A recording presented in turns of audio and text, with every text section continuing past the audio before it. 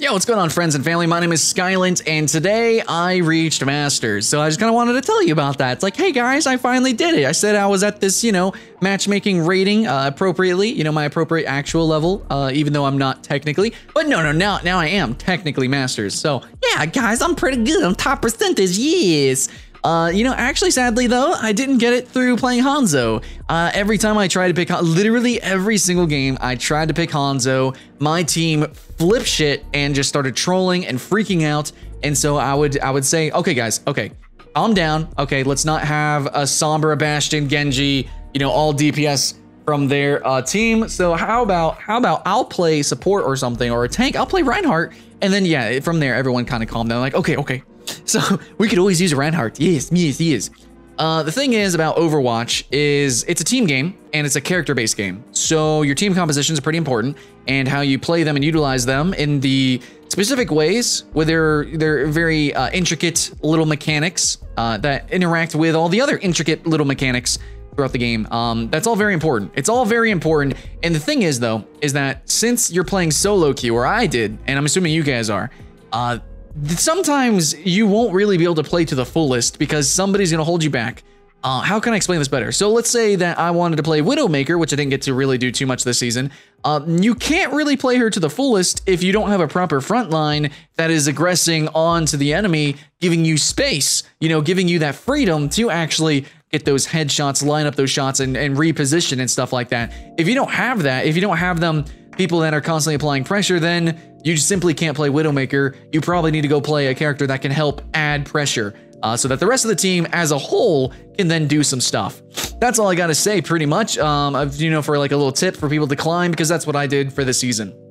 Past 2 seasons, I pretty much just specialized. I kind of just played a shit ton of Widow and Hanzo and, the precision characters a whole lot, and I climbed pretty high. But in the end, like a lot of games that I lost, I feel like I could have won by kind of giving in a little bit. Yes, I guess I could have carried if they listened to me, and I'm sure you guys have this thought all the time. If only they listened to me, if only we did what I said. You guys are probably on voice chat, literally yelling at these guys, but your whole team is only as strong as your weakest link. Okay, so if you do have a Bastion on attack, which, by the way, is actually fucking amazing, okay? It's actually pretty decent a lot of the times. You just have to work with it. If somebody is completely just focused on playing Bastion, then you need to be the bigger person and probably play around that Bastion, because that's how you're going to win those very, very losable games, okay? Very easily lost, so don't make it so easy on the enemy team. Yep, you're only as strong as your weakest link. So that's what I have to say about that for my climbing process. But now we're going to go into like a review of Season 4 so far. We are not going to really mention Orisa too much, but I think Season 4 for upcoming is going to be really, really exciting because of her. We finally have a character that is, her design is supposed to replace Reinhardt. And since the beta, since the very first day I've ever played Overwatch, I saw Reinhardt, I played as Reinhardt, and I said, okay, this character is going to be core in almost every single match. And it was just so obvious to me.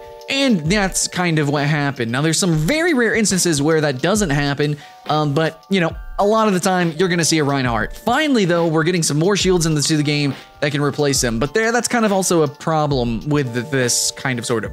See, with so many shields in the game, it's sort of like this anti-fun sort of meta, where, I don't know if you've played other, like, MOBA or whatever, but a lot of the times, it seems it's very easy, and I've played every MOBA, dude, and it's just so easy for the tanks to just take over the whole game.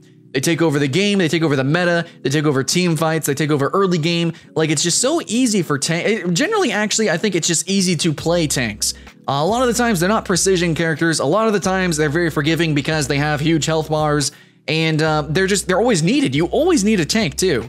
So, generally, tanks, it's just really easy for them to become extremely unbalanced. Now, in Overwatch, we have this mechanic called shielding, right? We have shields, so you can actually block projectiles for the rest of your team, which is really cool. It's an amazing mechanic in an FPS where you want to aim and shoot, and then, well, you can't because they're blocking your shots. That's a pretty cool mechanic. I really like that. But the problem is with too many shields is that now your shooting game is really less about precision and it's more about just raw attrition, which there are atrocious characters out there. I mean, you have Bastion, can't even headshot. He just lays down the damage. You have Junkrat as well, just lays down fucking tons of damage. and that's pretty cool. And I do think in the future, now with all these shields, we're gonna see more Junkrat. Finally, I want to see more Junkrat plays, dude. But I'm afraid that we're just gonna get more Pharah. I really hope we do get more Junkrat though. I want to see Sombra too, because Sombra can go around the back lines and disable shields. But the problem might arise where we get triple tank nonstop again. That was kind of season 3, which is actually why I stopped playing a little bit. And I just really hope that we continue to add to the roster characters that can kind of counter. So normally in games you have like a rock, paper, scissors. You kind of have like a trinity of characters and things. And with 6 players, we can definitely have that. I just don't know if we have the character roster fully fleshed out right now. I think that's kind of a problem.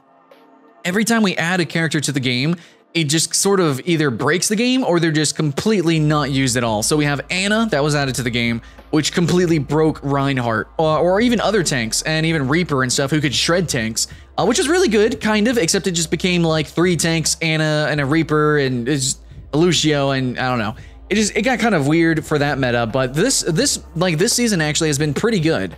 I think there's been a lot of flexibility in a lot of my matches, and I don't know about actual truly competitive, you know, the streams and everything. I haven't been watching that, but just in solo queue, I have had a lot of matches where just like a lot of different characters. Like, yes, there is a lot of Bastions right now, and that definitely needed to get toned down. Holy fuck.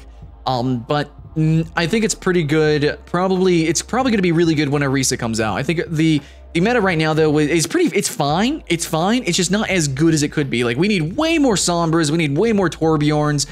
And maybe we'll get both of those. We need way more Junkrats. I definitely appreciate Sombra. I mean, not Sombra. Symmetra. So many Symmetras. We got Mercy back again, too. A lot of Mercies. And, yeah, so there's a lot of characters that have been out of favor that are back in favor. And, you know, we're getting some new, you know, metas, so we can go triple tank now, we can go, you know, normal 2-2-2s, and sometimes we can even get away with 3 DPS. It kind of depends on where you are, what the map is. You can go solo tank or even solo healer sometimes, but, you know, not really still, it's kind of on the fringes. But maybe we will soon get more of those other characters, more Torbjorn, since we're going to have more shields. You know, maybe we could shield him, because Orisa can place a shield down and then she can go do something else, maybe. You know, I'm really looking forward to the future of the season. But so far right now, there's a lot of characters that are still just way too fringe and niche. Like Hanzo is really niche. I feel like Hanzo could do so much big stuff, but he just, I don't know. It's just still awkward. Maybe that's just how Hanzo is always going to be. I don't know what character could really work with him, but maybe Hanzo could work with Sombra. I don't know. Hanzo just really is really a weird pick, and we don't get too many Widowmakers either, tragically. So there's still some fringe picks, but overall it's been definitely better than, I think season 1 was just a clusterfuck because, you know, it was just, you could have like duplicates. It was like 2 Winstons, 2 Tracers, 2 Lucios. That was stupid as fuck. Season 2 was pretty okay. I played a lot of Hanzo then, but still it was, I don't know, it was like people were still kind of figuring out what to do. No new character was really added in. I mean, we had Anna. When Anna was added, that was like, I don't know if I want to keep playing this. It got awkward. It was basically just, it was Anna Banana every game. But this season, in season 3, I didn't really play too much. Or was it season 3 that she was added? I don't fucking know. Anyways, but this season was pretty good. We had a lot of supports being rotated in and out. And I think that's really what got me, is like, before, you always just had Lucio.